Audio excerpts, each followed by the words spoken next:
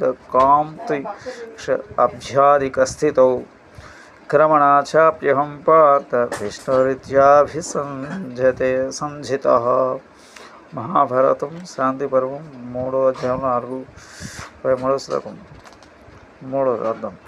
అనగా ఈ సమస్త రోదసి ఆకాశం దాటి దానికంటే అధికుడై వాడు తన త్రివిక్ర రూపంతో 3 పాదాలు వ్యాపించి అతిక్రమించినందువలనే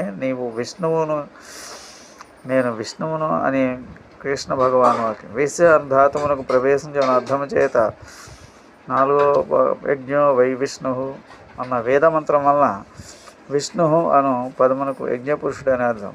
5 సంహార కాలంలో సర్వభూతములకు తమలు ఎవని యందు ప్రవేశించును అతడే విశ్వం ప్రవేశించు గమ్యం.